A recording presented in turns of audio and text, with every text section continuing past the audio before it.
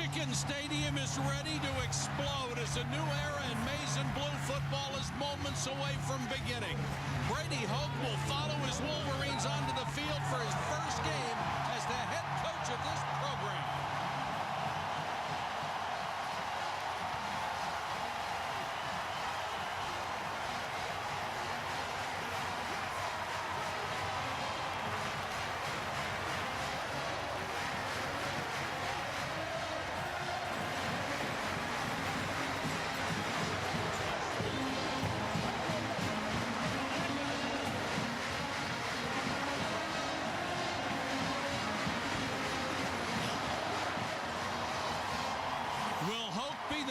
Return Michigan to its former glory.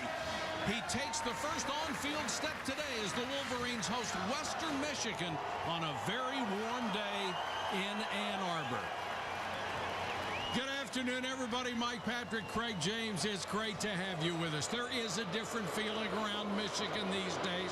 These fans want to return to what Michigan football used to be, and that means tough, disciplined football on both sides of the ball. You can feel it. And you can sense it with this crowd. And Brady Hoke is a guy that they have hope in. You saw Brady Hoke come down the back of that football team. He's behind them. Brady Hoke knows what it takes to win and to be successful. He's been here before. When he has that ring on his hand, he doesn't need someone to tell him about the culture at Michigan. He's been here. He's done that. He's been a part of it. The players believe in Brady, and he believes in them. He's supporting them, all 115 of them. So they've all bought in. Now comes the discipline part. Now comes the little things to success. He certainly has one great player to work with, and that's Denard Robinson, the brilliant quarterback. But he's going through a change, going from the spread option offense to the pro style. How do you think he's going to do? Excellent. I think he's going to be fantastic. I believe in Al Borges, the offensive coordinator, one of the better, brighter minds in college football. Been around a long time. You can't teach 4-3 speed.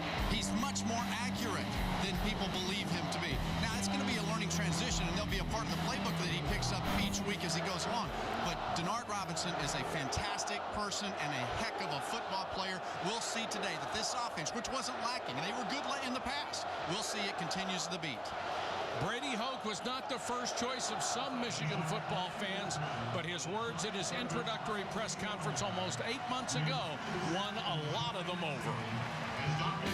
I'm very pleased and proud to introduce the head football coach of the University of Michigan, Brady Hoke. We would have walked to the University of Michigan. This is about a football program. This is about a team and 42 Big Ten championships. We're going to have a foundation of toughness. Go Blue.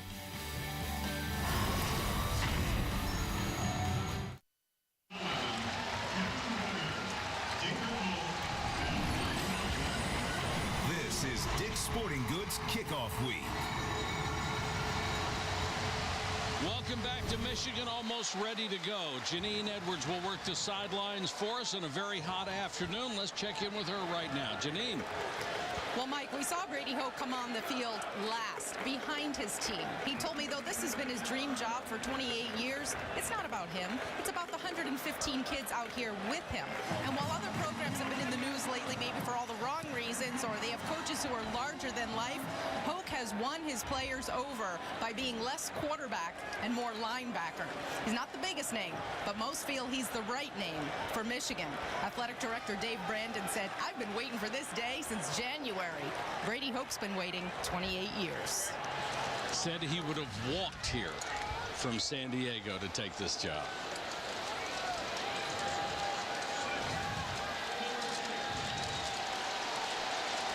$109,000 plus at the Big House on a hot day. Who would have believed we are 90 and climbing in September at Michigan? Follows me around. Being from Texas, I guess it make me feel welcome.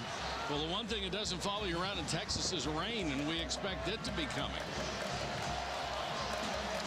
Bill Cuban, the head coach at Western Michigan. He has the Broncos scheduled to be a contender in the MAC this year. A proven offensive system that has always gotten big plays out of the passing game. And he certainly has a passing game to threaten that Michigan defense. Mike, the last time you and I were in the booth was down at the Gator Bowl, and we watched this Michigan defense. that was defenseless. That was a very tough thing to watch, too. And defenseless is almost a perfect word for it. Michigan won the toss, deferred to the second half. So Western Michigan will get the ball first.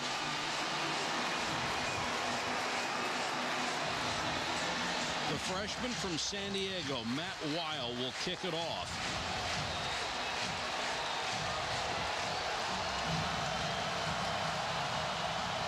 Tremendous place kicker in high school.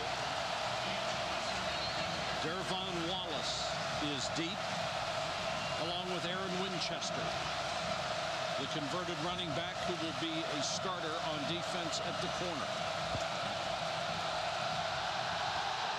We are underway in the Brady Hoke era. Wallace, 25, 26-yard line. They will start from there. The Broncos offense relies on quarterback Alex Carter. He threw for over 3,300 yards this season ago as a sophomore with 30 touchdown passes and was especially good in the second half of the season.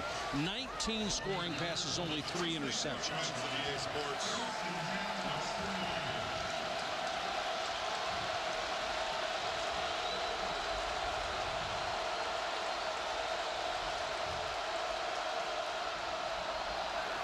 Carter comes out throwing, completes the first pass across the 30 to the 31-yard line. Here's our Chick-fil-A impact player. Well, if they have time to throw the ball, Jordan White is a guy on the outside. You see the numbers from last season with 10 touchdowns. Jordan White, Tevin Drake, these players are outstanding when they get the ball in space. But will they have time? Because you just saw Mike Martin on that play there hit the quarterback Carter as he let go of the football. Drake had a great finish to last year. This is complete to Caleb Ravenel, who missed all last year with a groin injury. Carter, very good as a quarterback, completed better than 60% of his tosses a year ago. It's going to be third and less than a yard. And you see extensive personnel changes. They'll go to a power eye with Antoine Scriven, the deep man. Scriven will get the carry and moves the pile enough for a first down. Kenny Demmons, the middle linebacker, was in on the stop. This is a Michigan defense that finished 110th last year. That's out of 120 teams. Well, this Western Michigan offensive line, they have enough beef up top and blocking to present a big challenge to Michigan's front four. They're going to get pushed around a little bit today. They're going to have to be moving. They're going to have to use their hands and get off blocks. Greg Madison, the new defensive coordinator, he comes from the Baltimore Ravens, said it was the only college job he would take to leave the NFL. Another little swing pass. This one gets out to Jordan White, who is now in his 6th year of eligibility. There are some people who say, best 6 years of my life was college. He can actually say it and mean it. Well, a guy today who'll be trying to slow down Greg Madison. The receivers is Greg Madison, the defensive coordinator. He's a very brilliant guy. We'll talk about him throughout the afternoon. They had quads to the right this time, and it's a quarterback draw. Ryan Van Bergen makes the tackle. Sort of a diamond formation to the right side, tried to cross him up and run. The one thing that this Western Michigan offensive line is doing, they lost all 3 of their interior linemen to graduation. Then they lost the next 3 to injury. So they're working with a lot of guys who didn't expect to play that much.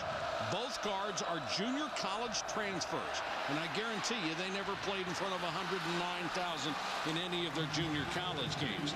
That's complete to Robert Arnheim. Highly regarded high school quarterback who converted to wide receiver in Western Michigan, moving the ball on this opening drive. And you see moving the tempo. You've got a defense, the first time they've been under the gun in the system they're in and trying to get lined up. You've got an experienced quarterback who's out there directing an up-pace, up-tempo offense right now. Under Greg Robinson, they had that odd stack defense. Now they're back to more of a traditional scheme. Carter throws in the flat again, and there is a big shot coming up from the corner. Troy Woolfolk. Woolfolk missed most of last year with an ankle injury. Well, they're glad to get Woolfolk back, and what he brings to this secondary, the ability to come up and make plays like that, the leadership that Woolfolk brings to the secondary. Last year, a much maligned unit. And deservedly so. They didn't get many of those kind of hits. No, not much kissing going on like that last year. Carter 5 for 5 so far. Go on the running game straight up the middle to Tevin Drake.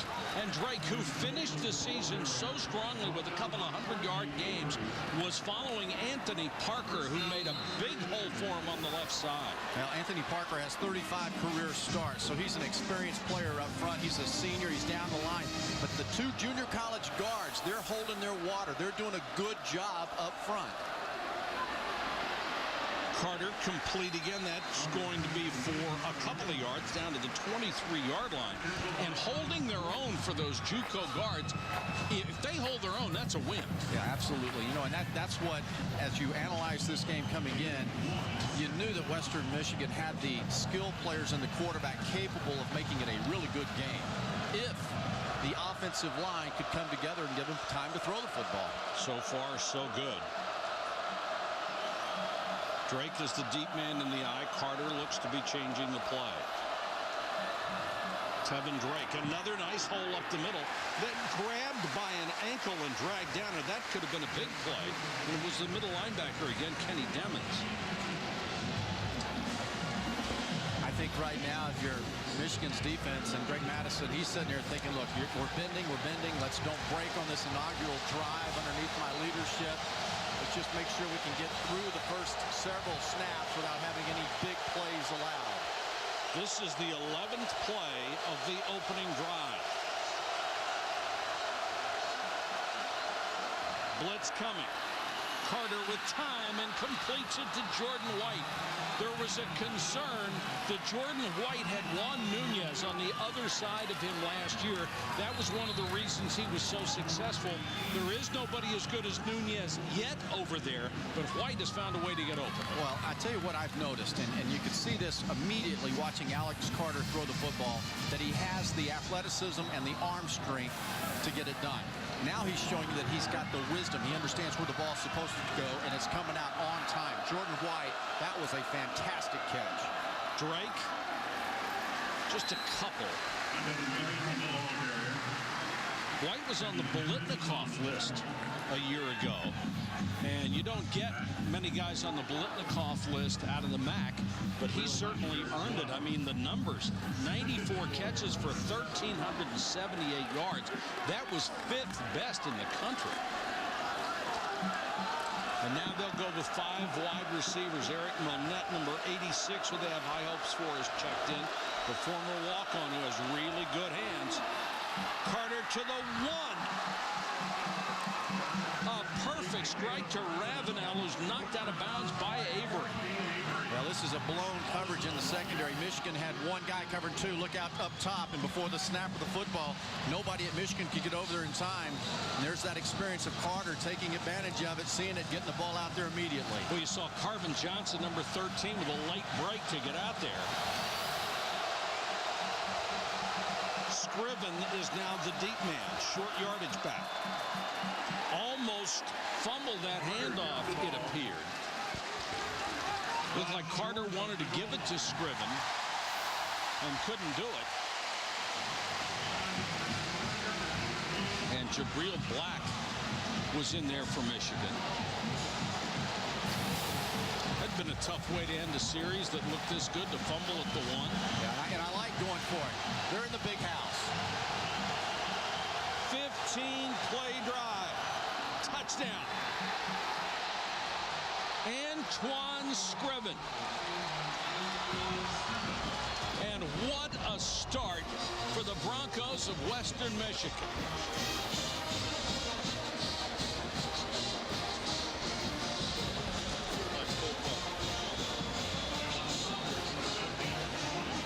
Now the power football up front, and again, this offensive line in the opening series surely has given comfort and peace to Bill Cubitt and that staff, that they now know that they have a chance up front to get the game done. Scriven was, or rather, Carver was perfect on that drive, hit all 8 of his passes. Potter for the extra point.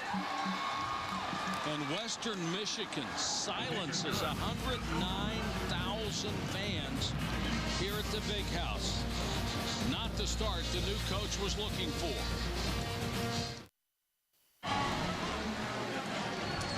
A 15-play, 74-yard drive that takes 7 minutes and 11 seconds after the opening kickoff will quiet 109,000 people here at the Big House. And that's what Western Michigan was able to do to take a 7-0 lead. They took almost half the first quarter clock away. But Denard Robinson waiting in the wings, the most dynamic player in college football. Certainly athletic-wise, when you talk about that. I mean, we saw him here 2 years ago in his inaugural game, first play. He bobbles the snap, picks it up, and ran 43 yards for a touchdown. Served notice, didn't he? Yeah, it was like, okay, so that's why they're talking about this young man. John Potter to kick it away. Kelvin Grady, the former basketball player, two-sport star, waits, takes it at the 4. Up the middle and upended at the 24-yard line. Thanks to our friends at EA Sports, we'll take a look at the keys to the game with the James game. Well, here's what we're trying to do is give you something to follow along. Here's the pocket presence that we're talking about with Al Borges. 1, 2, the ball was delivered on time. Now this year, it's going to be 1, 2, not there, it's legs. Al Borges, when he was at San Diego State, taught Ryan Lindley, a very good quarterback there, 1, 2, 3, then throw it away. Now it's 1, 2, legs, run, use your athleticism. The running back is Toussaint, number 28. Plan run for Robinson. 4-3 speed. His feet went out from under him. He's down at the 35-yard line. Lewis Toller made the tackle, gain of 11. Remarkable numbers from the season ago, 2,570. As you see, with 1,702 rushing yards, that set an NCAA record for quarterbacks. He can take it to the house every single time he touches it. They want to limit the damage to his body, so they want to limit the number of carries this year. Have somebody else take part of the load. They hope it's Toussaint, who has it now for about 4. Desmond Bozeman, number 51, with the tackle. Let's take a look at today's Impact Players, brought to you by Chick-fil-A. Well, Al Borges, the OC, he wants to find one back, but he has 2. Fitz Toussaint gets the start today just because he's had a little bit better camp. Mike Shaw's going to get a lot of carries. They're looking for that one guy. So 2 equals 1 as we enter the season on defense. Mitch Zajac. Here's a guy who rides a Harley Davidson, has a library with over 2,500 books in it. He may have to ride a Harley today to keep up with Denard Robinson. You need it to match his speed. Robinson throwing out of the pro set, completes his first pass to Roy Roundtree, who caught 72 a year ago to lead the club. So setting the table for you here on this Western Michigan defense. Their defensive line is the strength. Zajac's a good linebacker. The secondary is okay. They're not bad, but not a lot of depth. Has the most speed that they've had, they believe, in Cubitt's tenure here at Western Michigan. One of those defensive players is Aaron Winchester, number 23, converted running back at corner. And straight up the middle goes Denard Robinson. Why do you want to limit his touches when he is such a dynamic player? Because he was unable to finish 10 games last year because he just gets beaten to a pulp during the course of a game. And we saw him in a T-shirt the other day when we talked to him. He's listed at 195 pounds. There's no way he's 195 pounds. He might be 175. Maybe if he has a couple of 5-pound plates in each pocket. That would get to 185. But he sure can play this game. Quick pass out to the flat to Jeremy Gallon. Gallon taken down at the 47-48-yard line, and the linebackers Johnny Simon and Mitch Zajac combined to make the stop. Okay, so there's that speed at Western Michigan's defense. There's respect there. When you watch a football game and you first start out, you say, okay, do they first have the athletes capable of matching up?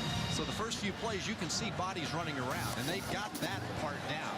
The execution, making sure you don't blow assignments, that's another part of the game. Vincent Smith, number 2, is the new tailback. 1 second and long. formation. Smith plows ahead into Western Michigan territory. They'll spot it at the 49-yard line. There is a fine line for Al Borges. You want Denard Robinson to have the ball so badly, and yet you're trying to limit his touches. You got to pick your spots, but boy, you'd have an itchy trigger finger, wouldn't you? You only got 12 guaranteed dates out here with him, so let him dance when the music starts.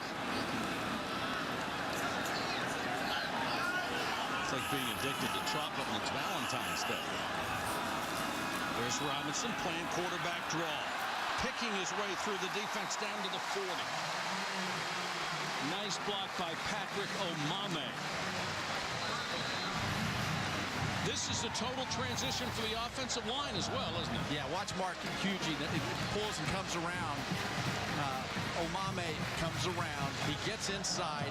This is where you've got that design run by your quarterback who gets lost behind those big bodies, and you get the push. You get the numbers going your way. You've got more blockers than you've got defenders on that side. And they're making the transition from that zone blocking scheme that they used in the spread. Over the middle to the big tight end who took a whack, Kevin Coger. Made the stop, Doug Wiggins. The transfer from Miami unloaded on him, but Coger held on. And Coger's one of the guys that is thrilled that they have changed offenses because he's a tight end. He gets to play. Well, he's been voted captain, and you're a captain and a leader when you make plays like that. That sends a message to the rest of your teammates. It's time to get it going. Woo.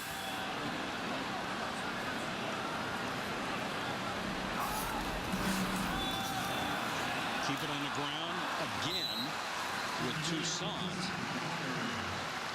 And just like Western Michigan, Michigan very impressive on its opening drive. Methodical, you know, not trying for the home run ball, really being patient here. Al Borges, he's feeling out this time. It's been both ways. Everybody talks about Denard Robinson. What's he going to adjust and do? Al Borges has had to do some tweaking. He's been in football a long time and a heck of a coordinator. So he's feeling out his new players under pressure. It's the essence of coaching. Take what you have and mold it to your system. Robinson, quarterback draw. Every time he takes off, the defense is holding its breath. Janine Edwards working the sideline has more. Janine? And just to touch on what you and Craig have been talking about, I mean, Al Borges saying that Denard Robinson, for the first time pretty much in his coaching career, has taken him out of his comfort zone. He said he's got me thinking out of the box because I am able to do things with him that I haven't been able to do before. He said, I can definitely see why Rich Rodriguez used him the way he did. Absolutely. Anybody's going to see that. 10 plays, 52 yards so far on the drive, most of it coming from Robinson. Blitz coming. Robinson hangs in there, throws complete down to the 19-yard line.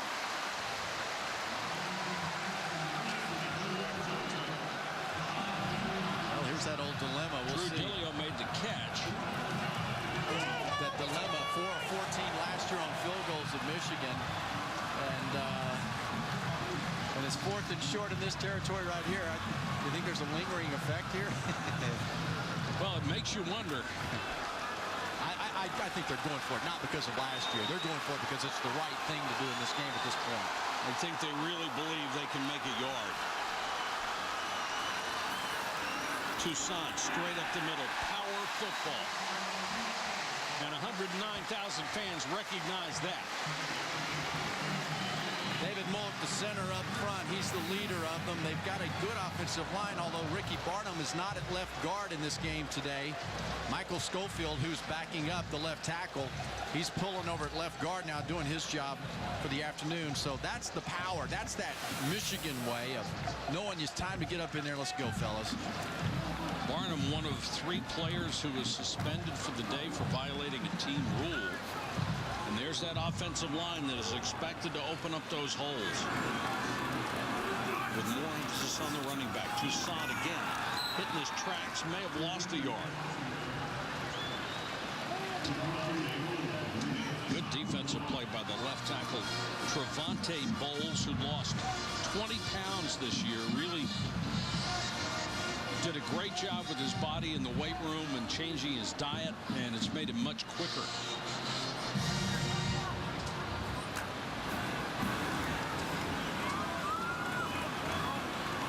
Second down, 11 yards to go.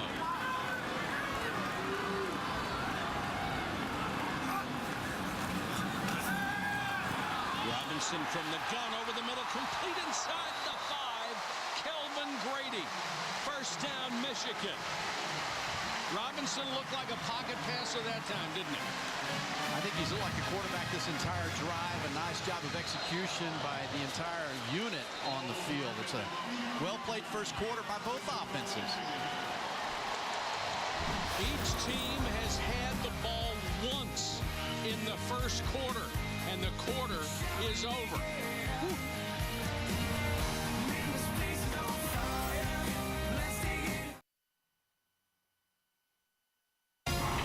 ESPN's College Football on ABC.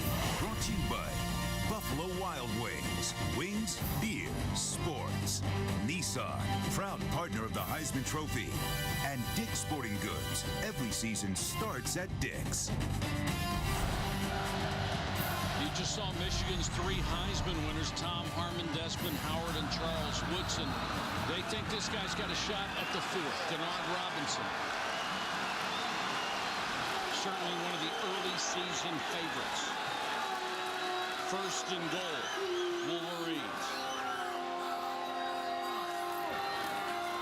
Toussaint. Turn back just inside the 1. Mitch Sajak, the middle linebacker, led the way.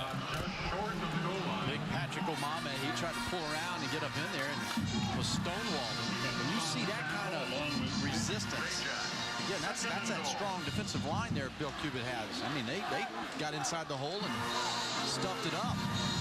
Craig, this will be the 16th play of this drive. This is amazing to watch. Inside the 1, Toussaint, the running back. Behind Robinson. Toussaint again. Touchdown.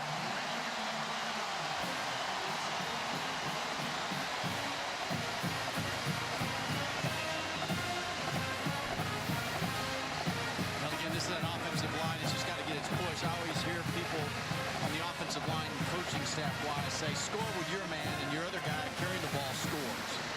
You just got to get beneath them and run them out of there. And what was that, 16, 17 play drive? 16 plays, 8 minutes and 33 seconds after Western Michigan went 74 yards in 7 minutes and 11 seconds. Brendan Gibbons for the point after. And we're tied at 7 at the Big House. It has been a ball control game for both clubs. Brady Hoke has his club back even.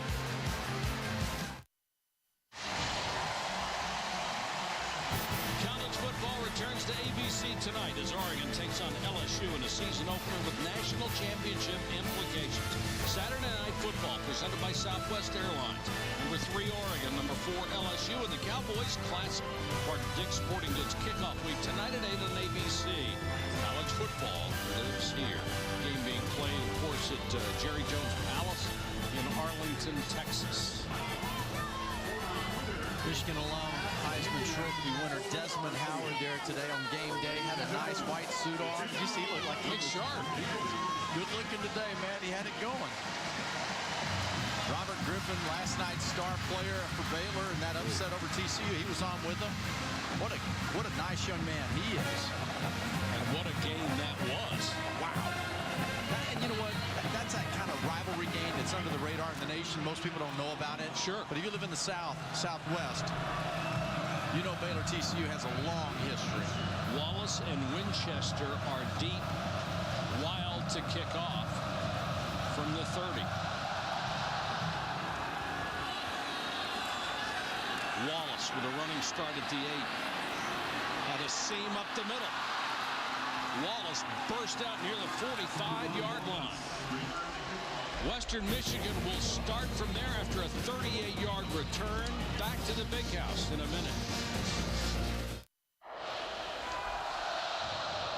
Later this month, things are going to heat up in the city of Miami. Charlie's got 3 new Angels, and they're taking down criminals who are above the law. From executive producer Drew Barrymore, Charlie's Angels, all new Thursday this fall. on ABC. On the kickoff return, starting corner Troy Woolfolk was down in the field for quite a while. Limped off. And they're certainly going to need him against a guy like Alex Carter. And Carvin Johnson takes his place, number 13. Carter's been perfect so far. Ball is not at the ground. Blitz coming. He's still perfect into Michigan territory at the 48. Let's go back to the studio and an update from Robert Flores. Robert. All right, this Taco Bell studio update, and Michigan's now conference rival Nebraska playing their first game as a member of the Big Ten. Taylor Martinez, touchdown run. They lead 10-0 over Chattanooga. Mike. Robert, thanks very much. It's going to be obviously a busy day for you. It always is in the studio. And here goes Drake. Tevin Drake bursting through that Michigan defense down to the 25-yard line. The result of the ground game being so good right now is because of the passing. Alex Carter is 9 of 9. So they've got the balance going for them right now. And Tevin Drake is a big guy who has good vision getting down the field. This balance is putting pressure on Michigan's defense. Good block on the last play by Clark Muspin. And look at the quarterbacks. They've been perfect. Carter again, flanker screen, and that nearly blew up in their face. Ravenel was knocked down by Gordon. For more on that defense, let's check in with Janine.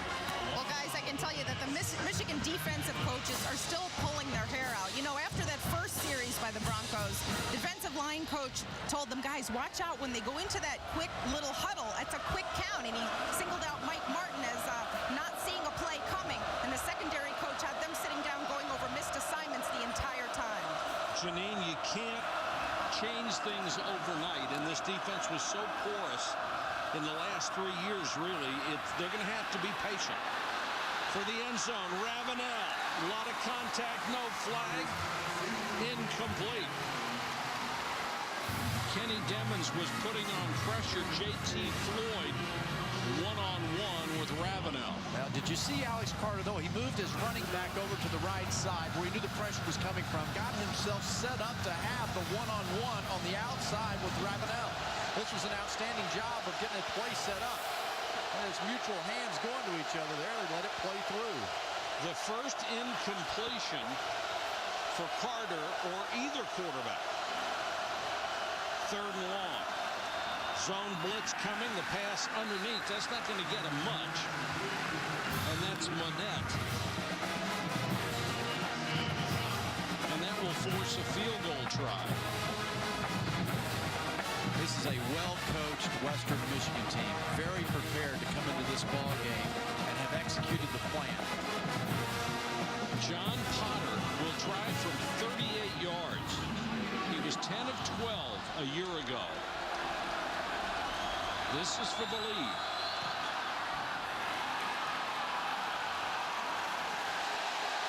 And he missed it wide right. The ball hooked, but it looked like it hooked around the upright. So Potter, who was so accurate a year ago, can't pay this one off, and it just missed.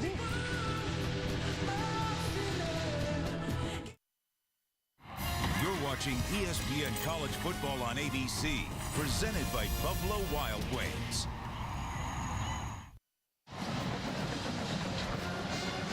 Welcome back to Michigan, where the Wolverines in Western Michigan are deadlocked at 7 apiece, 12:02 to go in the first half.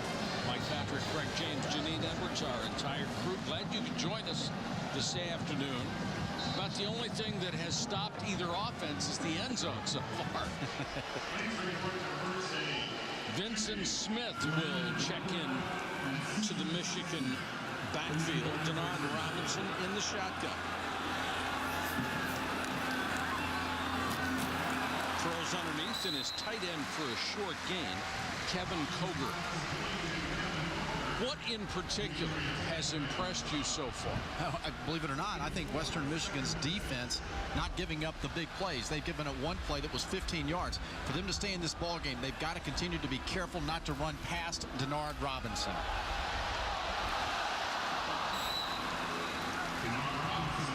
Robinson didn't get past anybody that time, out on the corner to about the 28-yard line. And you know what I mean by that, Mike. I mean, this is a defensive lineman's nightmare going against a guy like Denard Robinson. If you rush too hard and aggressive, you run right past your responsibility. You teach kids every day, every practice to be aggressive, and now you're telling them not so fast.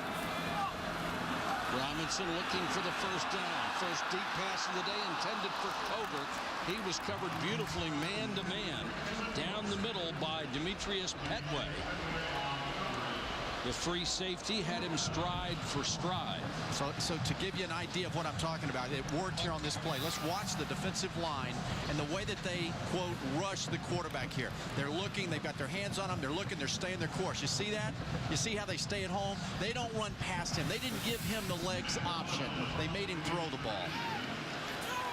So now they'll punt it away, and Weil comes on to kick. Jordan White is back. He stands at his own 31.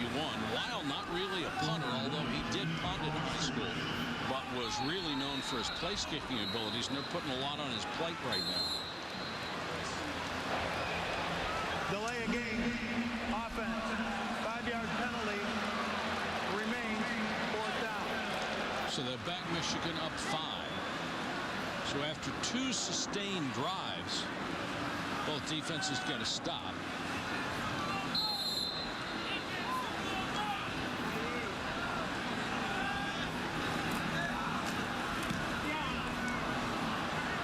Low kick. Weil from the 41. White.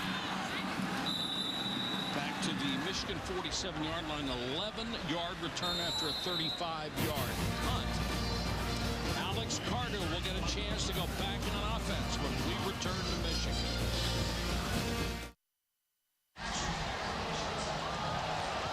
Seven second quarter with Western Michigan and Michigan. Janine Edwards working the sidelines for us. Janine, it's not supposed to be this hot in September in Michigan.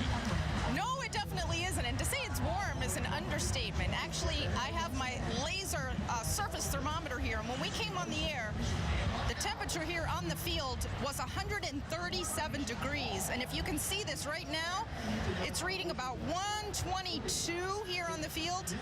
We've already had 6 band members and dance team members that have been overcome by the heat. The teams are doing extra hydrating. Actually, after the first series of the game, there were guys who were saying, I need more water, I need more water. And head coach Bill Cuban actually kept his practices outside the last 2 days just so that his guys would be more acclimated to the heat. But he did say we practiced in shocks, which are breathable pads, to give the guys a little bit of a break. It has got to be brutal down there. And Janine, you know as well as we do that if guys are asking for water now, it may be too late. So we may see a lot of cramps before this one's over, just the way we did last night. 4-man front for Michigan. Carter on the quarterback draw. Well, this was a key loss earlier for Michigan.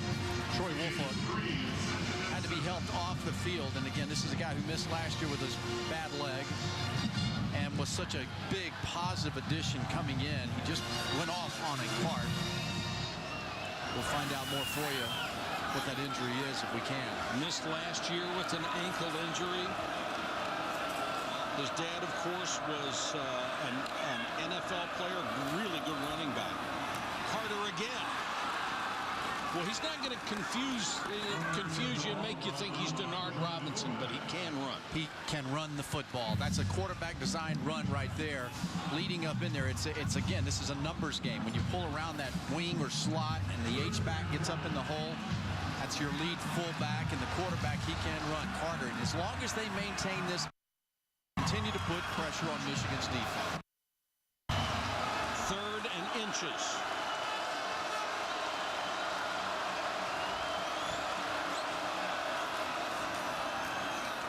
And they've got the first down as Scriven shows he can really do that short yardage roll. Janine, you have more on Woolfolk? I do. The trainers are actually looking at his left ankle. They taped it. He put his shoe back on. He walked around. It was very gimpy, so they have now taken him to the locker room. He is questionable to return. The good or bad news, however you look at it, is it's not the same ankle that he broke last year, in which he has a plate and 8 screws. I would take that as good news. It's not good news to see him leave, but hopefully he'll be able to come back. First down for the Broncos of Western Michigan. Carter out in the flat. This one is complete to Darian Chance. Really good receiver out of the backfield, and it's a key. If you see Chance, they're probably going to throw him the ball. They're not putting him in there for nothing. Very impressive performance today by Alex Carter. Both quarterbacks are efficient doing their job, but this Alex Carter's come in here and he's done what other teams at Western Michigan haven't been able to do against BCS-type teams. They can throw the football today, and that's been a real negative for them in the past. He threw for over 3,300 yards a year ago. They're going to whistle this play dead as they tried the delay to Drake. Prior to the snap, false start, number 29, offense. Is the guy guilty? Second down. Drake guilty of the infraction.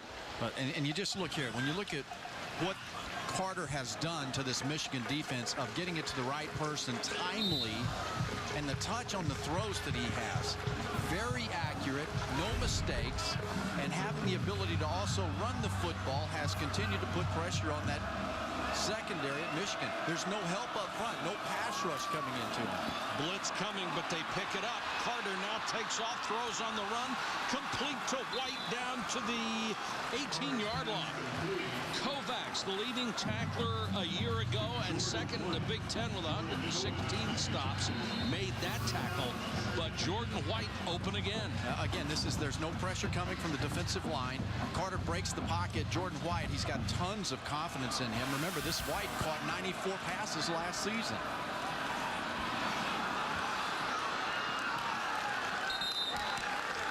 Drake carries the ball down to about the 6. Another good block from the backup tight end Clark Mussman. When they go to a 2 tight end set, he's in there, and you can already see why.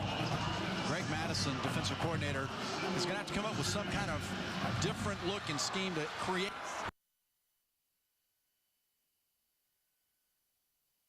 Happening in there. First and goal, Western. And Carter looks left. Pressure coming. Throws to White underneath, and White side.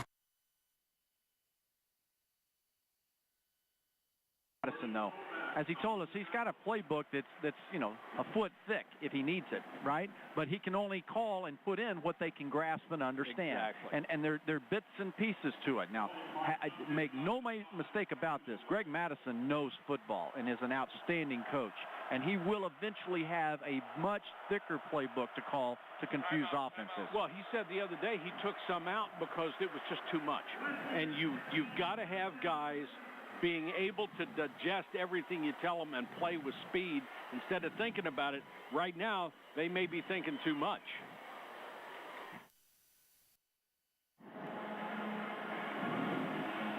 Tied at 7, second quarter.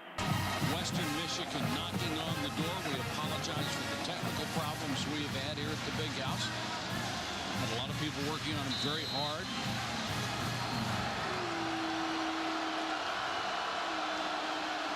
Carter has Tevin Drake behind him. Crouch to throw. Pressure coming. Ball tipped in the air. Intercepted by Michigan. Picked off by Brandon Herron, the linebacker. And he's got a convoy.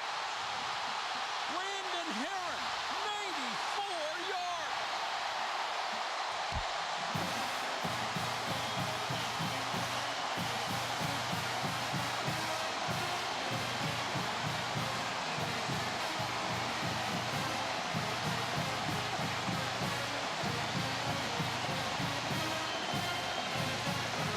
Pressure on a quarterback makes all the difference, doesn't it? Boy, I tell you what, you talk about him stepping up. The freshman comes in, number 90, Jake Ryan, delivers the deflection, and this is where he stays in bounds. Here's Brandon Herron and that defense stepping up. Bend, don't break.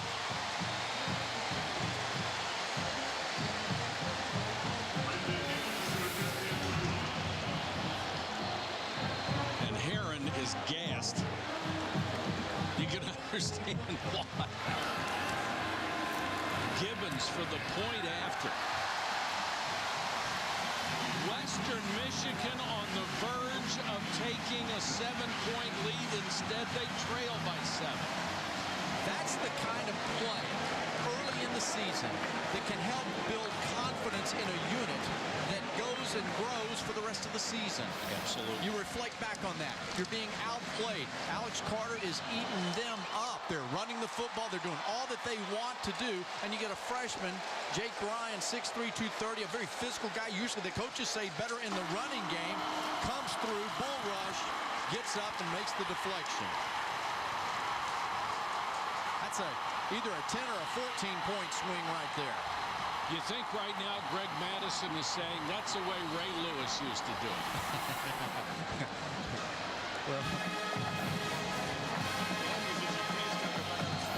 Yeah, that defense now, though, they're going to have to reload and get back out on that football field, right? So they better get a quick cup of water. And really, they have not been able to stop the Western Michigan offense. They did with this interception. That was a big play on the tip. But Western Michigan got a touchdown and then missed a field goal on another long drive. So the day's work is not over.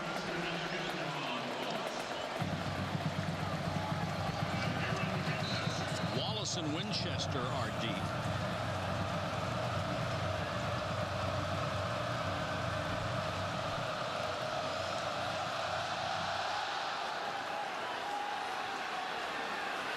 Wallace from the 7. Runs into traffic shy of the 30-yard line and goes down there. And now for today's Aflac trivia question. Michigan 27-1 against current teams from the MAC. Who is their only loss against? See how good you are. You know, it's impressive. The Aflac Duck, he's got a different, body language this year. Well, his voice changed.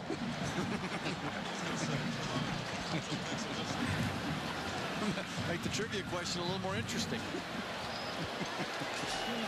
So now Carter will start from just shy of his own 30. You can tell why people thought he was going to be one of the best quarterbacks around. And Michigan steps up with Heiniger, the defensive end. And then Black comes from the other side. So they have been energized by that interception and touchdown return. Yeah, but watch their hands and watch the movement that they have in getting rid of the blocks. They've stayed the course, and you see them filling the lanes. You know, that's that right there, getting off and being more aggressive at the point of attack. Carter, another tip. And it falls just in front of Kenny Demmons. Heininger, number 39, making a couple of plays in a row. Now what you got to learn as an offensive lineman, play through it. You got to keep the guy's hands down in front of you.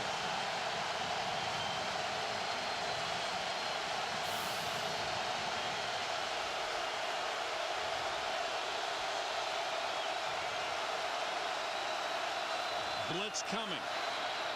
Carter hangs in the pocket, throws incomplete. What a stand by the Michigan defense.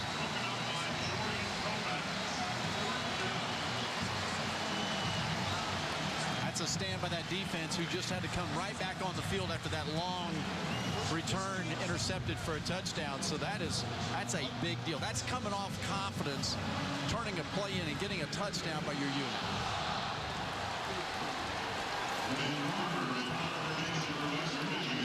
Potter will kick, or Armour rather, and Gallen is deep.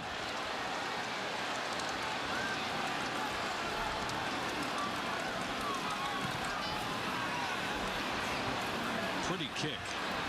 Gallen driven back to his 22, lost his footing, went down past the 25.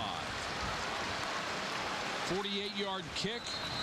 3-yard return. Denard Robinson and the offense will take the field again when we come back. You're watching ESPN College Football on ABC, presented by Buffalo Wild Wings.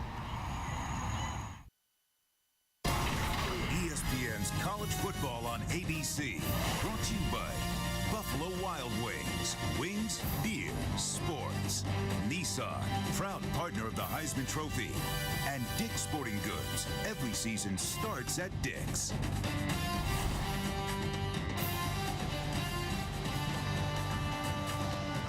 Now let's take a look at our Pacific Life game summary. We're at the Big House in Michigan, 109,000 plus on hand, and they have certainly seen a lot of offense so far.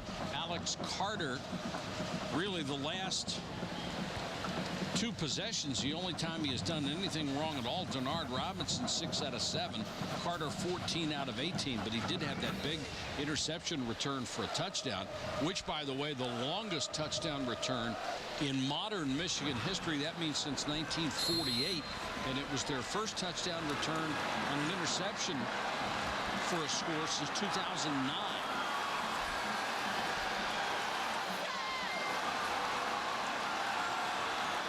Michael Shaw is the running back with Denard Robinson, and he'll get the carry on the sweep.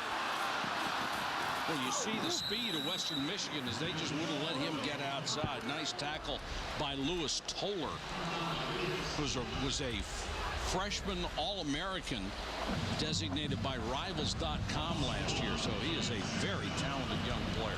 But this is the last series Michigan had 3 and out. That defense and that defensive line has been playing soft and trying to keep Robinson in front of him. It's time to run the ball, make him get aggressive.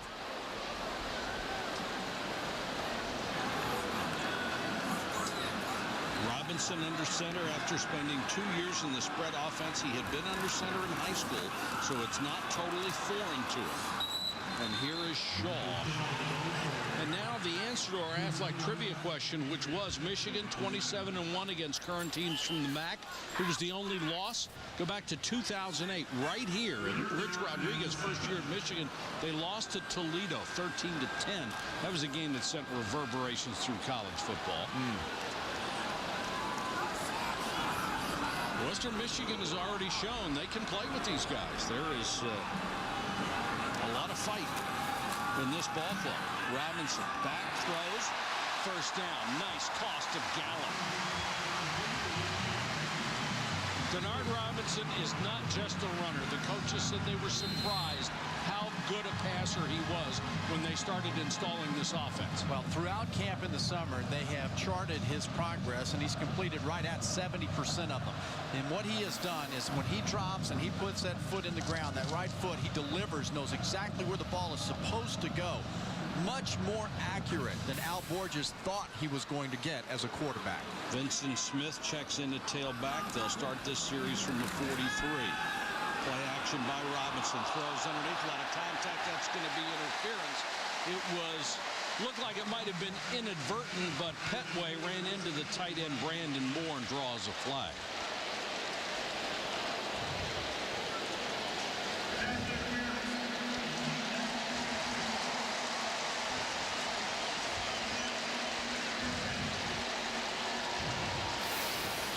Well, they say, and that's what Cubitt's trying to say, is it's inadvertent. And it was. It was. Absolutely. But it's a nice job acting. It's mandatory for athletes, isn't it? Well, they've gotten a lot better at it. Smith. It's the kind of power football they wanted to see return to the University of Michigan football program. And until that gets back to what we just saw there, that play, that is Al Borges' offense. High formation, power football, which sets up the play action. Then you look at the pocket presence, and you can decide. We haven't seen that happen yet in this game.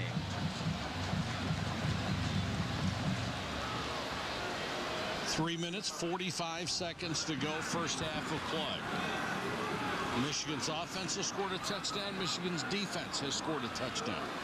And it's 14-7 Wolverines. Robinson throws behind his intended target Roundtree, but he made a nice catch.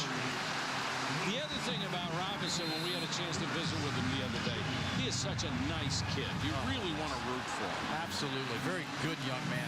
Watch watch the footwork or lack of on this. You know, this is under center taking a snap. He just kind of comes back and just kind of leaves his body behind him. He's not stepping in there and letting it go. Those are the things Al Borges will work on. But that's the challenge. That's the growth from under center dropping back 5. This time they'll run it out of the shotgun, and Toussaint will pick up about 9. That offense looking a lot more efficient now. Are they starting to wear down that defensive front? And, you know, Western Michigan's offense has been on the field quite a bit. I think you've just seen that there was one batted pass that's been the difference in this game. Not a bad throw, a batted pass, an interception, and it's the other way. That's the difference in this game. Last run enough for a first down. Toussaint remains in as the tailback. Play action by Robinson. Chased out of the pocket. Stays on his feet. Slips a tackle. Slips another one. And down to the 10-yard line. Gain of 12 out of nothing. Freddie Bishop, the defensive end, missed him. Then Matt Zajac, normally a very short tackler at middle linebacker, missed him. That's what Denard Robinson does to you. Well, this is something that you just can't coach. Ryan Lindley couldn't do this at San Diego State for Al Borges. And this is one of the things that Borges doesn't want to do, and taking away that athleticism, that natural ability that he has. Robinson can put that 4-3 on you in a second.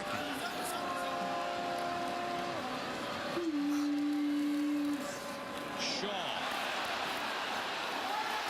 Another missed tackle. Shaw taken out of bounds. The miss was by Aaron Winchester, the converted running back. And then a personal foul will come at the end of this play.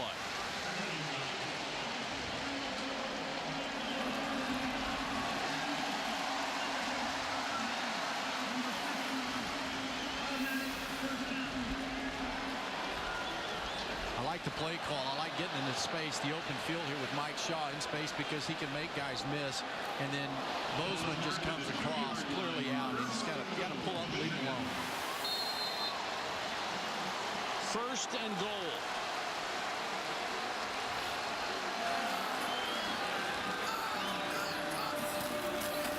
Toussaint.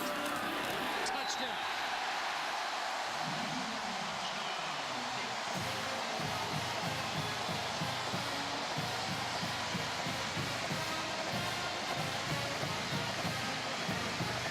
Toussaint, who had an excellent spring, gets his second rushing touchdown of the opener. Now, this is Michigan football right here. When you've got two tights, fullback, I formation, Michigan way. This is championship. When you get short yardage goal line, you can go get big. You got a quarterback under center. I like that. Gibbons is on for the point after. And that's blocked.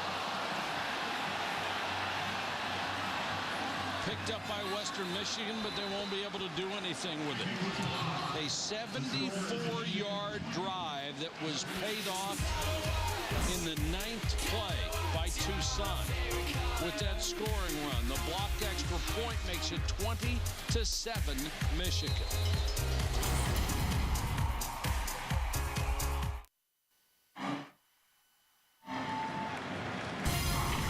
ESPN's College Football on ABC. Brought to you by AT&T. Rethink possible. The Capital One Venture Card. What's in your wallet? And the Home Depot. More saving, more doing. That's the power of the Home Depot. If you joined us late, this has basically been a game of sustained drives by both offenses. And Michigan right now with the upper hand, 20-7. Wolverines getting set to kick off. Carter was intercepted for a 94-yard return, which is the big play change in this game. Wallace and Winchester wait at the 10-yard line. Western Michigan with 2 timeouts left, a minute 49 to go in the half. Wallace driven back to the 4. Has a seam across the 30, 35, 39-yard line. Take a look at our Pacific Life game summary, and a lot of yards have been racked up in those sustained drives. Robinson, 101 total yards for the game. Heron had the biggest interception return in modern Michigan history, 94 yards. And Carter, 14 out of 18 for 92 yards, but that big pick. Well, he's 0 for his last 3 with that one interception. Has now had a couple of batted balls at the line of scrimmage. So the offensive line got to keep those guys' hands down. And Carter's got to move just a little bit. They're getting more aggressive on the front line at Michigan. They've gotten in his face in the last 2 series. Carter with a post to White. White makes the catch to the 42-yard line. White is the real deal. That's his 7th catch in the first half. Floyd had the coverage. You give Carter time, he's going to pick you apart. And you see him moving, his pocket presence, his ability to move to get to that window. 3-man rush by Michigan. Carter again complete to the 35. That's going to be a gain of about 7. And that is the 8th catch for Jordan White. You want to bet he's going to be on that Biletnikoff list again? Pressure coming. They'll throw the out to White. He's got the first down and more. Breaks a tackle inside the 20 and knocked out of bounds.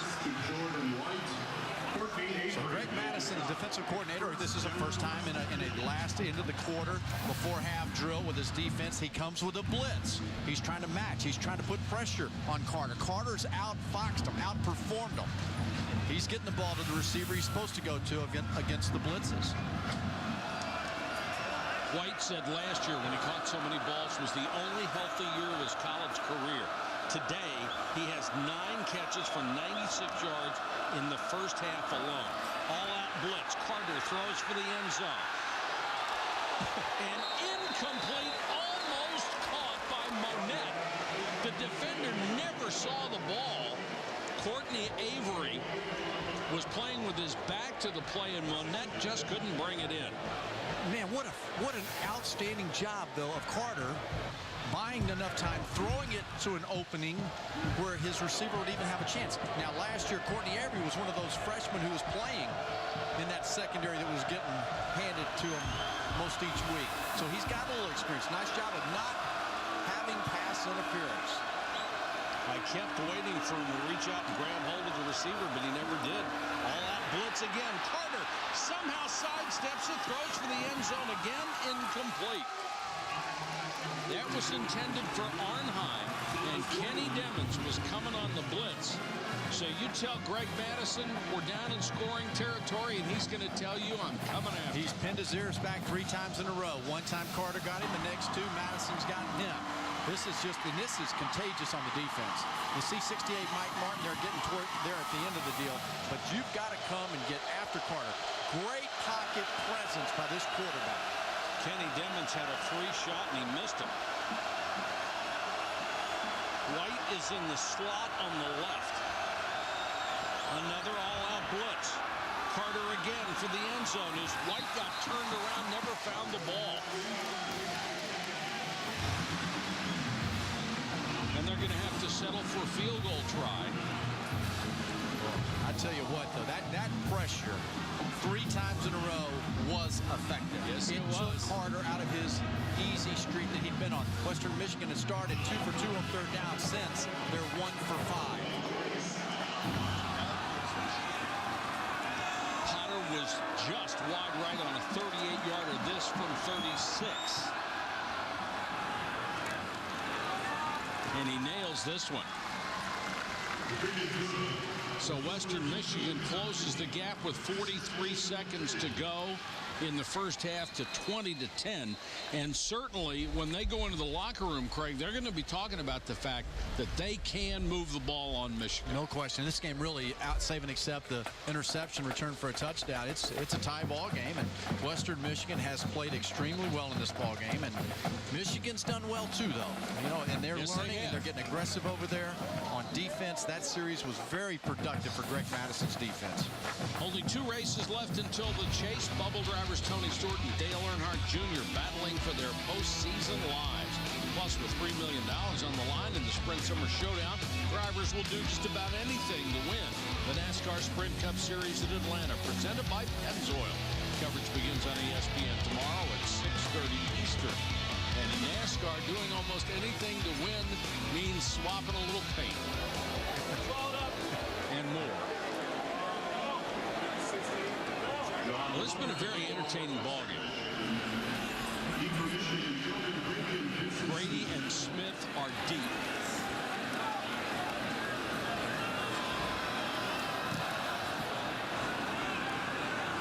Good kick. Brady 7 yards deep. He's going to bring it out. After the hesitation, he who hesitates is normally taken down inside the 20-yard line. Both coaches go into the locker room. What are they going to tell their kids that, hey, you did this good in the first half? I think the thing for Michigan fans, they're going to say, way to pin your ears back and stop a quarterback from being so explosive and efficient.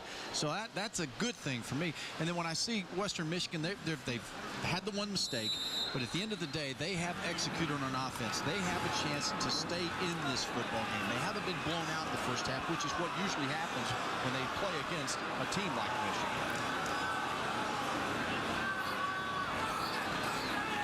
Michigan may be content to take this lead to the locker room, and Denard Robinson will take a knee. Some of the fans don't like that, but they are going to like the fact that they're going to go to the locker room with a 20-10 lead. Mike, I don't think that the fans, not all of them, can truly appreciate how good of a quarterback and team this Western Michigan unit is. Many have picked that think that they have a chance to win the MAC.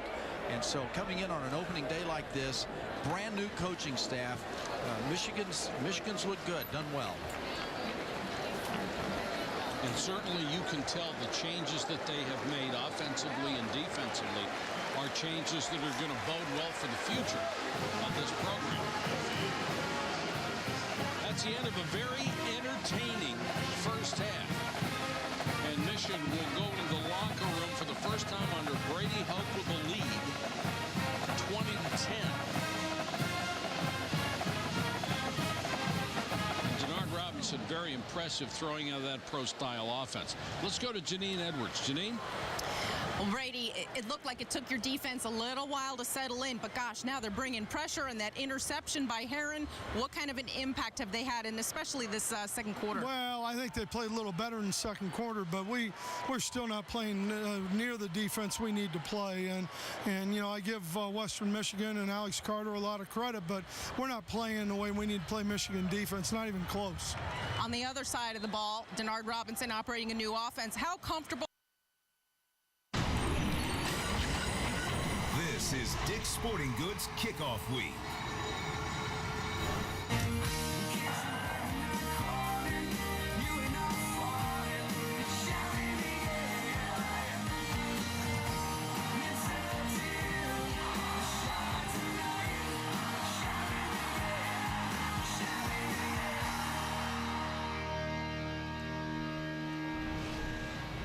Welcome back to the Big House at Michigan, where the Wolverines are leading at 20-10 over Western Michigan. Mike Patrick, Craig James, glad to have you with us.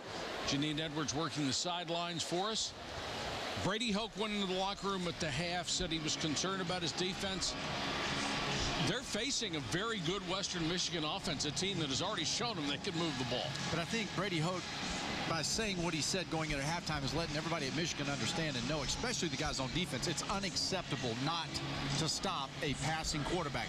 Now, I would take what they did in that last series where the defense split several times, 4 times in a row, and it was up the middle, and they had success. They disrupted Carter. They've got to continue to build on that. This is a good quarterback. It's a good team. It's a great first game for Greg Madison's defense to have to face someone like Alex Carter. Janine, what's Western Michigan thinking at this point? Well, Mike, Bill Cubit told me that his speech to his team was very matter-of-fact, because he said, you know, guys, you have a chance for a legacy of a lifetime here. We only have to beat Michigan once. He said, we came here with an uncertainty, and we're finding out that, you know what, they're not all that much better than us right now. The key, we need to finish drives. That is priority number one. And he did tell me, his players told him, they think they're winning the heat exhaustion battle. They're seeing some stress on the Michigan side. Well, we'll see what happens later in this ball game, certainly from that case. Grady out across the 25 to about the 26-yard line. Let's take a look at our Pacific Life game summary.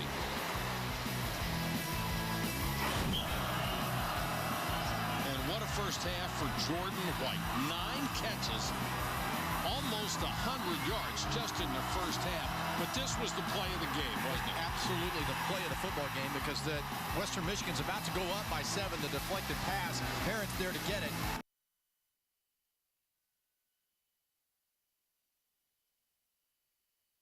You know, what we're asking you to do is not make miracles.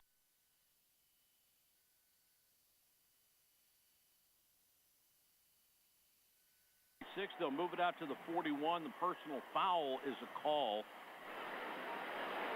So good field position to start. Fitzgerald Toussaint, the running back with Denard Robinson, called run for the quarterback. Trying to follow his blocker. That was his center, David Molk, who's on the Remington list as the best center in the country, and he led him outside for about 4 yards. There will be planned runs for Denard Robinson. They're not scrapping that running concept for the quarterback, but they're trying to blend it with the passing game. Well, the rain has started to come down, and the weather will impact the second half. It is now coming down in buckets, and we understand we are having technical difficulties. Perhaps because of that. Robinson being chased. Throwing on the run. That one is tipped and incomplete. There was bad weather out to the west. It has arrived.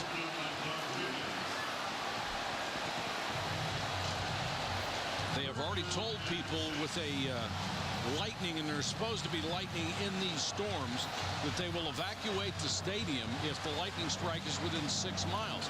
Where do you put 109,000 people? Can't hide them.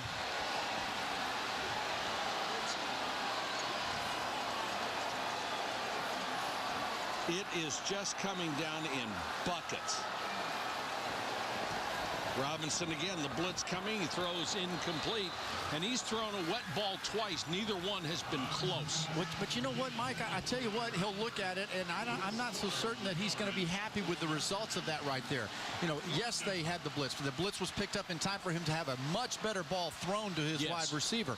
And what this does, though, in the second half, if the rain is as it's predicted to be, and what it's doing right now, the one it's going to really impact is Western Michigan, because that's their bread and butter with Alex Carter throwing that ball.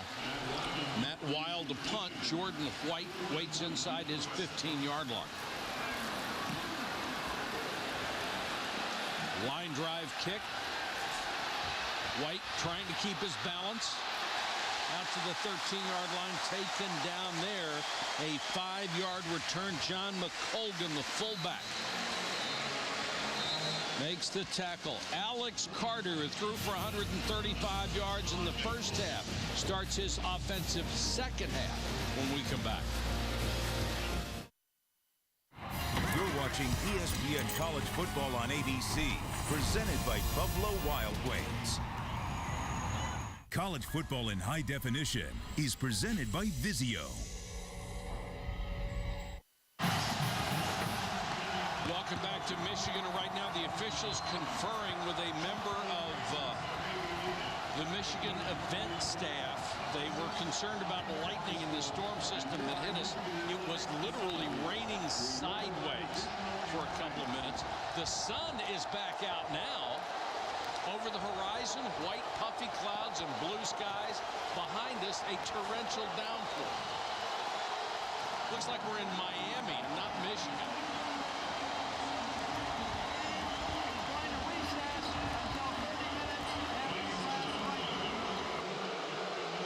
And the booing is because they have just postponed the game or suspended it. Let me say it that way. As the sun returns to midfield. And sun is shining, players casting shadows as they leave. Any lightning detected within a 6-mile area of the stadium means they are going to suspend the game. Janine the sideline. You must be drenched already. Yeah, kind of. I just kind of ducked under cover here, so I hope my RF mic will work under here. But the Lightning, the bad cell is within 20 miles. And if it is within 20 miles, they will take everybody off the field. We're getting announcements now throughout the facility to look for shelter. And they even told us before the half that if the bad cell came, that the best shelter would be in your car, believe it or not. There are tornado warnings north of here that don't look like they will affect us, but there is a bad system just south of here, and they're hoping that the two don't merge. Yeah, that doesn't sound good. Thank you, Janine.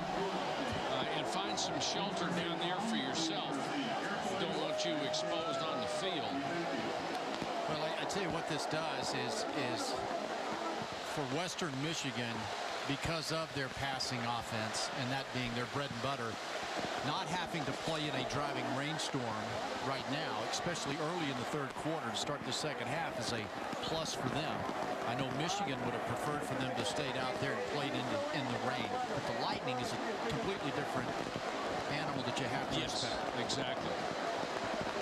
All right, we are suspended here with Western Michigan and Michigan just into the opening minute and 1 second of the third quarter. We're going to take a break.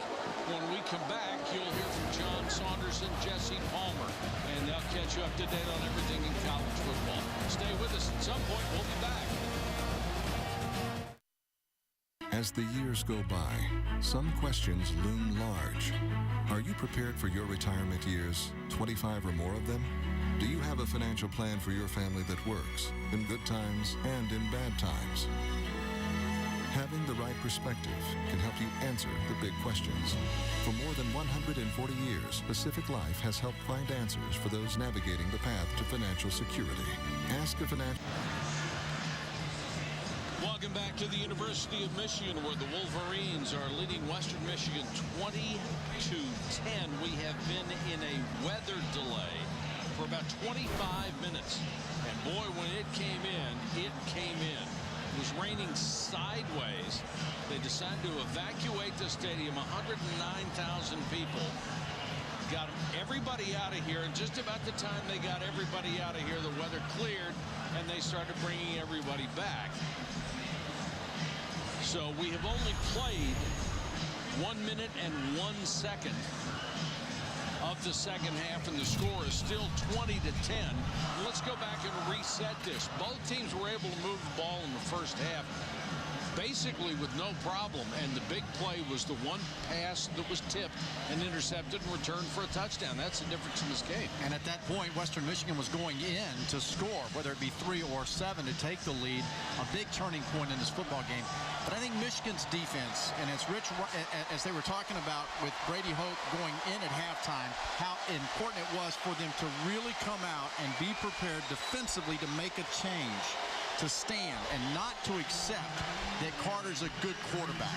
You know, that was a big deal. Well, it's not raining now, and that is probably really good news for Western Michigan, because their offense is basically throwing the football. And instead of just having a sustained rainstorm for the next couple of hours, it came in and left quickly. And now they'll be able to play with a dry football.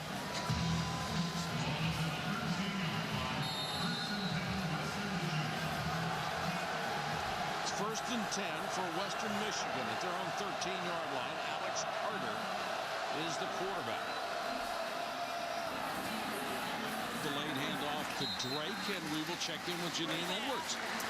Mike and Craig, I cannot tell you how much more comfortable it is down on in this field since we had that rainstorm. I've got my handy thermometer here, and if I can show you, it is now 84 degrees on the field. That's 50 degrees cooler than it was at the start of the game. And one thing the paramedics told me, this cool down will certainly cut down on the heat-related illnesses that they've had here. They've had over 50. Boy, that's good news for everybody, and you're not just talking about players. I mean, band members and cheerleaders and all those sort of folks. White makes the catch, and he's stopped by J.T. Floyd. They need to reach the 23 for first down.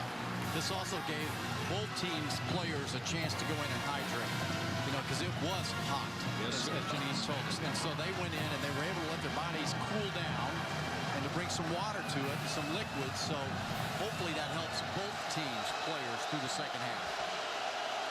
3rd down and 4.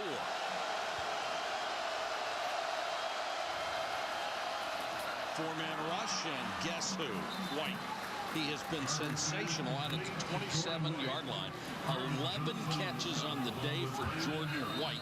And unless Michigan blitzes in the middle, which they did in the series before halftime, Carter's been able to find his guys. It's Sure pitch and catch. He is an extremely accurate quarterback. So I think Michigan needs to make sure that they are trying as best they can to move the pocket. White with the majority of the catches. That was nearly a disaster as Tevin Drake had the ball pop up in the air, got it back. They were able to avoid the disastrous play in the first half. Western Michigan, when they play BCS schools, has been notorious for having the one boo-boo play that takes them out of a ball game. That was almost one of those disastrous plays. That was almost boo-boo right there. Carter goes under center, changing the play. Drake is asking him what it was. I don't think he had any idea what they changed it to. And now the officials are going to blow it dead. I think Bill Cubitt got timeout. Prior to the snap, timeout, Western Michigan. And they do give him the timeout, so they use one of their 3 precious timeouts with 11:37 to go in the 3rd quarter. That could be big down the road. I want to go back and talking about big down the road in this game and down the road. The pressure that Michigan's defense, when they finally did get to Alex Carter, he got him on the first one on the blitz. The next 3 blitzes made him move his feet, broke up his rhythm, and Michigan's defense was able to get off the field. So that pressure up the middle of the field is something I think they need to get back to. They went outside with every one of those throws. One of the adages of playing against the blitz is you throw to where the blitz came from. They blitzed up the middle. The center of the field was wide open, but nobody ran a pattern there.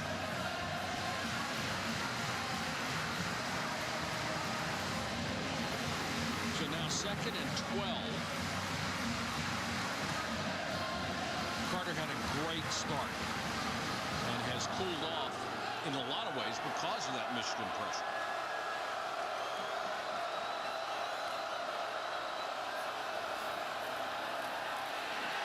Carter under pressure, and Van Bergen got him from behind. Kenny Demmons helped out as well. Van Bergen and Martin, the defensive tackles this year, and they think that is a real good part of this defense. Now, the reason they were able to get to Carter is because the Michigan secondary locked up all the receivers. There was no option for Carter, and he's got vision. He's shown that through the day. If you're open, he's going to find you. Nobody there on that play. Martin got a piece of him at the end. Martin was about the only guy on this defense that anybody worried about a year ago. He was just terrific. Carter again.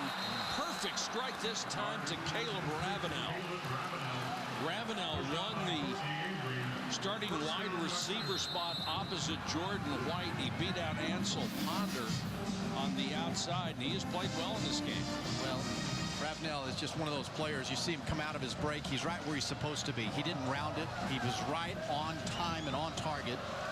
That's the precision that we've seen in this passing game today. If you give Carter a window to throw through, he can do it. Blow this play dead. Looked like there was a false snap.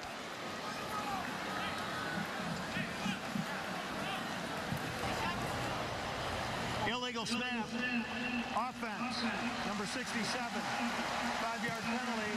It remains. Terry Davison, who was going to be the starting right guard and had to move to center because Kevin Gallagher got a broken foot. Just a little bit of a hitch and giddy up there.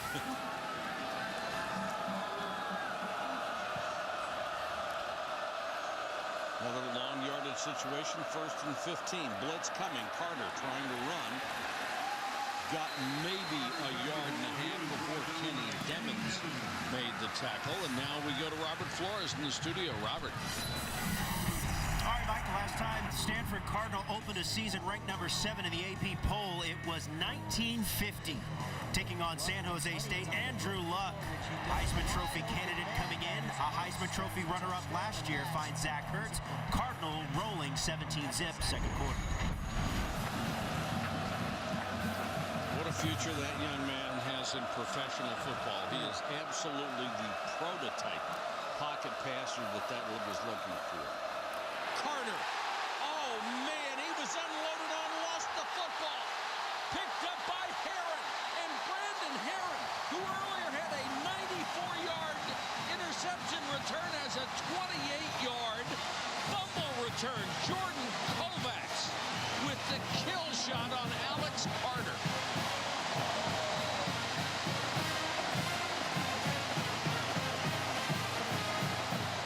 Boy, did he light him up.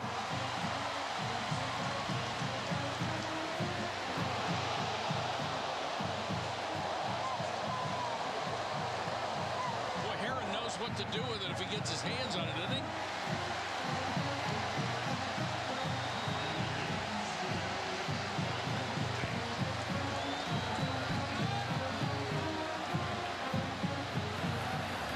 I'm amazed that Carter got up that fast. He was smoked.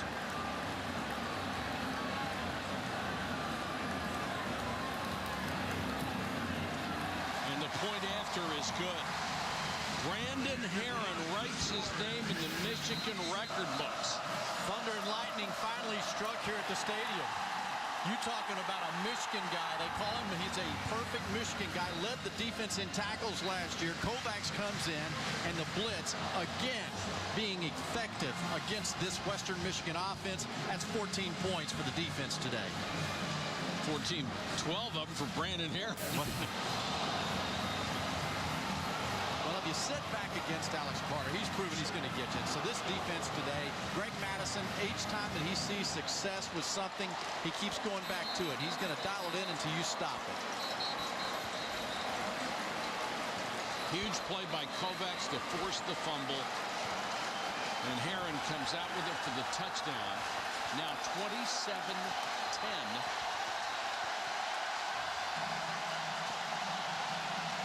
Now it is a real test for Western Michigan. Can they come back from this as it has begun to rain again? But they have had one tip return on an interception for a touchdown, one fumble return. Very easy to get down at this point. Let's see how much fight they have left in them. Wallace and Winchester are deep. Wallace from the 5.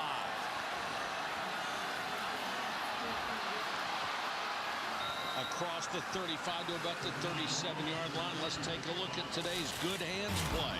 Brought to you by Allstate. Well, I would say that Brandon Herron gets a couple of plays in on this deal here. Nice job by the freshman doing a job of getting the ball up in the air with Jake Bryan. And Brandon Herron, I guess he recovered enough from that play.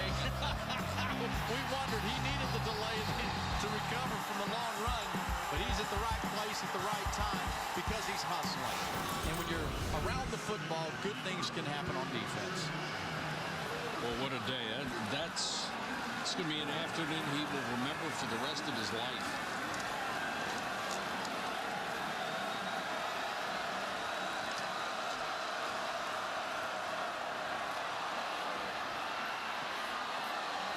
Carter gives it off to Ponder. You know, to answer your question, Mike, can they come back? Yes, absolutely. It's 27-10. One score is 27-17. You're back in the game. And with a quarterback who sure throws there. But how do you get back? Your offensive line has got to pick up the blitz. You got to expect it now. In the huddle, he's got to be telling the front guys, expect it's coming. Receivers expect that there's going to be a blitz, and you got to get open for me quick.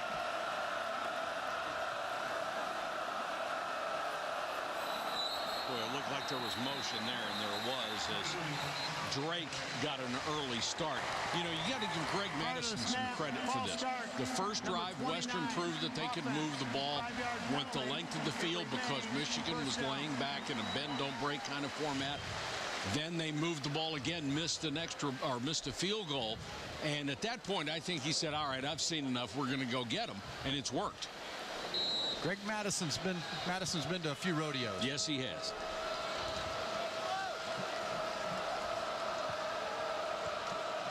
Western Michigan starting to make mistakes and putting themselves in long yardage situations.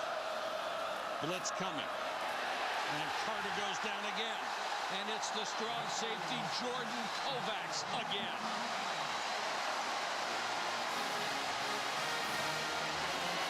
Here's how you work in unison on a blitz on defense to make it effective. If you have good pressure but no coverage, you're in trouble. Look up top. Carter looks to go to somewhere, and he's got no option. Good bracket job up top, taken away.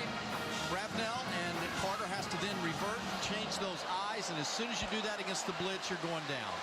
Same blitz, same side, same result. Kovacs was second in the Big Ten last year, had 116 tackles. Certainly they don't want him to have that many. And here's another mistake. Coming again. Delay a game. Offense. Number 14. 5-yard penalty.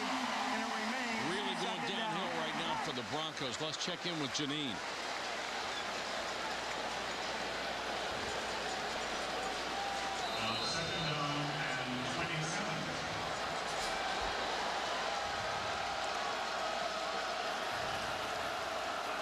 Having a microphone problem. We'll get back to Janine as soon as we can. Carter again. This time he wants the screen to Drake. Drake lost his footing, or he had a chance to break that for big yardage. But that's the beauty of that play right there. A smart haul by Western Michigan. Get back into doable, manageable, somewhere that you got a shot at it on 3rd and 13, 14. And you're right, this is a critical part of the game here about not losing your composure. Because at some point, Denard Robinson's going to get his offense back on the field. The defense won't be the only one scoring. Absolutely. You cannot expect to hold Michigan for the rest of the game at 27. You're going to have to outscore. Got him thinking now. Look up here at the top and see all this action going on, making him think back there. Blitz coming. Carter hangs in, has this tipped by Kovacs. 3 big plays in the last 2 series. You saw the cat and mouse taking place over there. It looks like he's coming. Kovacs drops out into coverage, into the passing lane. They finally have disrupted the head and the rhythm. Beautiful job of getting out in the right lane there by Kovacs. He's having a heck of a ball game. You said cat and mouse, well, the cat won again.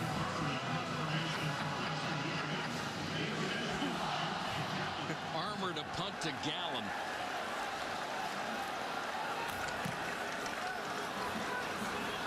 High floater. Gallen fair catch at the 12.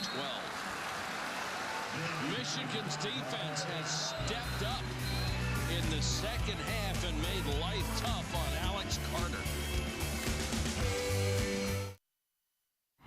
You're watching ESPN College Football on ABC, presented by Buffalo Wild Wings. College football returns to ABC tonight. Oregon against LSU, a season opener with national championship implications already. Saturday Night Football presented by Southwest Airlines. Number 3 Oregon, number 4 LSU in the Cowboys Classic, part of Dick's Sporting Goods kickoff week. Tonight at 8 on ABC. College football lives here. Michigan's offense has only generated 17 points, but they barely had the ball, and now they come out of the gate with Shaw. And Michael Shaw, 42 yards. Well, they haven't had it much. They've taken advantage of what they've had. This is just a huge hole. That's poor execution on Western Michigan's part, making them pay for it. Toussaint sees it. Again, this is just a lack of execution on defensive part. Now, the big play, that's the first big play we've seen Michigan's offense have today. Well, when you run 30 of the 42 yards without anybody within 5 yards, blocking's been pretty good and the defense has been pretty bad. That pass is incomplete. Intended for Dillio. what little we have seen of the Michigan offense. How do you like Denard Robinson? What's he done in this pro-style offense, and what can he do? I always like Denard Robinson. That's a silly question. 2 series, 4 series, 20 series, but they've only had 4 shots at it today. 2 times they've scored, 2 times they've been out, a 3-and-out kind of deal. So this is important for them. They need snaps and reps. It's time for the offense to work their reps. Again, a huge hole for Sean. He's gone. Holy cow, nobody in the middle of the field. Michael Shaw, 44 yards after a 42-yarder earlier in this series. Well, do you like the offense a little better now? That's 2 runs for 84 yards. Well, I don't know. Were they going against anyone those last 2 plays? Nobody in the middle. And you know what? That's great play calling. Go right back to it. If you can't stop it, keep dialing it up.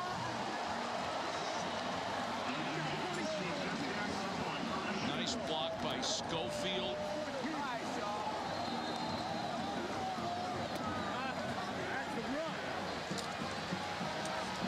Gibbons on for the point after. And Michigan here in the second half has established what I think most Michigan fans would say has been missing for the last 3 years. They have established physical dominance over the other team. Al Borges wants to have a running game, a powerful running game. He and Brady Hoke know that in order for them to be successful, they've got to be tough there as well. They're looking for that one guy to run the football. They came into this ball game and they had 2 guys, Shaw and Toussaint. It might end up being for the season that 2 equals 1. When you get that kind of blocking and execution up front, Michael Schofield, 75, filling in for the starter, Ricky Barnum. He does his job coming around blocking Bozeman. So I'm okay in today's world with 2 equal 1 from the tailback position. You know, and in the Big Ten, as tough and physical as it is, having Sean Toussaint and Vincent Smith, another guy. So that's right. They're not starving or looking for talent. They're looking for production. And the more they run, the less Denard Robinson is exposed to injury. You know, and especially right now here in game 1, it is about execution. Everybody's getting to know each other, the coaching staff, the players under fire. You mentioned it earlier in the game, Mike, that Denard missed and didn't finish 10 of 12 games last year. He's not a big guy. Right. And so this is one that, you know, they hope to get out of the way and have some success. It is also not counterintuitive to say in October and November in Michigan, at Ohio State, up here in cold weather, you need a power running game. Here's the return by Wallace.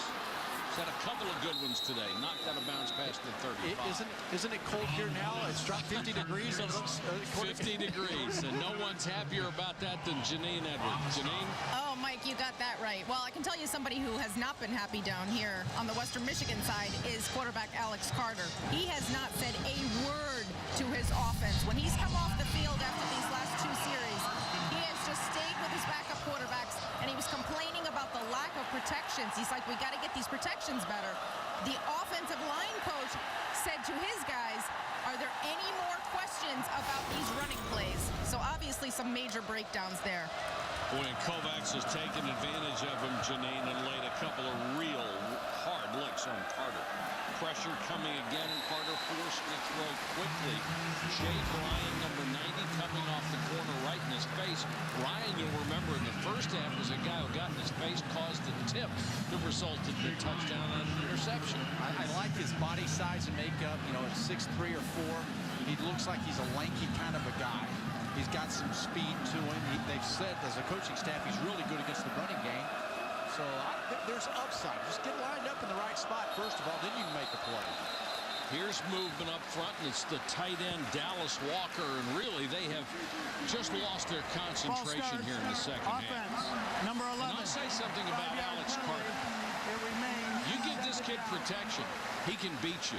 But there's not a quarterback in the world that can have somebody in his grill play after play who's going to hurt you. No, they definitely got to his mind late in the second quarter when they came with the blitzes, and it was effective. And then it took away from Western Michigan's offensive line. Rain getting a little heavier, and they'll go to the ground with Drake.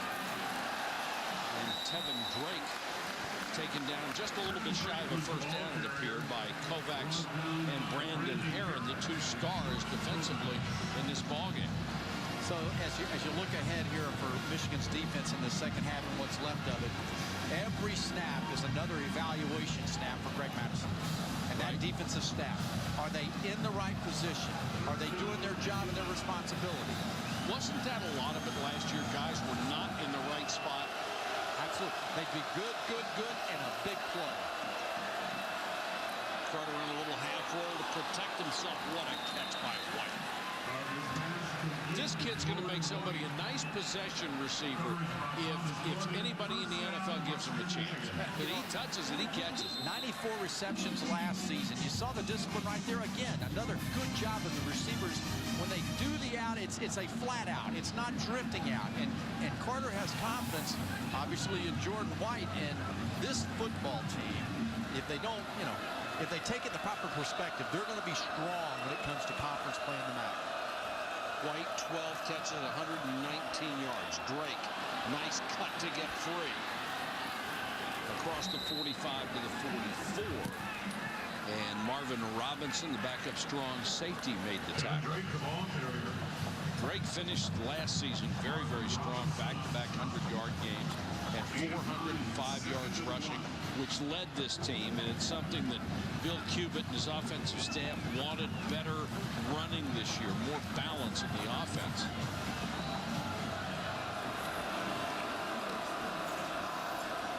And Drake getting the bulk of the work in the last few series.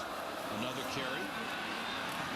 He's got the first down to the Michigan 39-yard line. Tonight, Kellen Moore, number 5 Boise State, start their BCS Charge when they take on Aaron Murray and number 19 Georgia. The Chick-fil-A kickoff game, part of Dick's Sporting Goods Kickoff Week on ESPN and ESPN3 tonight at 8 Eastern. And also streaming live on WatchESPN.com and the Watch ESPN app presented by Hampton Hotels. I love Kellen Moore. I think that guy is just about as good as it gets. He is. And that's why I think that they'll do very well in this game against Georgia. Me too. Proven and all that. He's got, and I keep saying Doug Martin, their great runner. He's a powerful, physical guy who could do a nice job if he played the SEC. Here's a loose ball, and it is pouring down. Michigan says they've got it. No sign from the official now. They do have it. It's Ryan Van Bergen who comes out with the ball. I thought for a second it was going to be Heron again. He's gotten every other loose ball. This is just a function of the rain, and they were moving a little bit quicker, trying to get in there. When you lose your concentration, as to me they obviously have, everything goes wrong. If you're not focused, it's very hard to play this game. Well, the sun's out and it's pouring. We have really had some strange weather since we have been in Michigan. Underthrown, but complete down to the 38-yard line. The catch made by Hemingway. Denard Robinson underthrew him by a couple of steps, but Lewis Toller couldn't recover. Hemingway was the go-to guy last season, averaged over 19 yards a reception. Denard Robinson knows that, respects it. You got the drop. Let's look at the rhythm. 1, 2. He saw number 2 was the guy to go to in the middle of the field. Did what Al Moore just said. All right, let it go. This is a pretty good coaching staff they put together up here, isn't it? Fantastic. Now the rain is coming from the other direction, as they've got Toussaint back in as a wide receiver. And I mean, you can't see the horizon now out to our right. So we have had rain coming directly sideways from the left, and there was a big-time lightning bolt. Jeez. Ball security here. We just saw Western Michigan not take care of it. Now it's up to Michigan. It's a good learning experience. Toussaint again. Cuts it outside. First down. You know, I'm not worried about ball security right now, Craig. I'm worried about grabbing a 1-iron and running. Well, you grab a 1-iron, I'm not running with you. Holy smokes. But from a player's standpoint, when you get in a position like this and it's adverse, it's all about learning. You know what I mean? You're thinking, if you've got the 1-iron in your hand again, get away from me. What lightning. Robinson. Buried as he got inside the 25-yard line. Well, the rule is if there's a lightning strike within 6 miles, the game has to be suspended. And if that first one wasn't within 6 miles, I don't know what 6 miles is. And now they're going to call it. Well, in the old days, when I was growing up, we used to count between the strike and then the thunder, right? One Mississippi, 5 seconds was 1 mile. Yeah, well, there was almost nothing between that lightning strike and you saying 1 Mississippi. So we are going to have another delay, minimum 30 minutes. Crowd doesn't like it. But folks, if you want to sit on metal seats during a lightning storm, you go right ahead. For my part, I think they're doing the right thing. Brady Hoke said he waited for this day forever. Well, they're giving him a long day. They're giving him one of them forever days. We've got 1:27 to go in the third quarter, but we don't know when we're going to start again. When we come back, John and Jesse will join you from the studio and update you on the world of college football.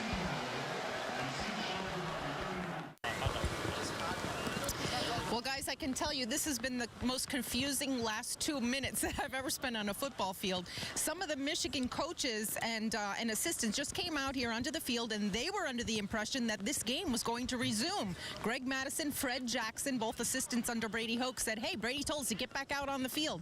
Well, they got some wrong information, and actually event staff didn't even know what was going on. They've been asking me what's going on. The game is officially called. The game is done. The final score that was with 1:27 left in the third quarter stands. Michigan wins. We've got up on the tote board here the radar, and it's just an assembly line of thunderstorms coming through. The rain is picking back up again. So for the first time in history, Michigan is having a game canceled, and it was only ever the second rain delay ever. So for the first time in history, Michigan has had to cancel a football game. Guys? Well, Janine, that 100-mile trip back to Kalamazoo for Western Michigan, I'm sure, will be a sad one. We will be back with plenty of more football and a great one to kick off the season. Oregon LSU at 8.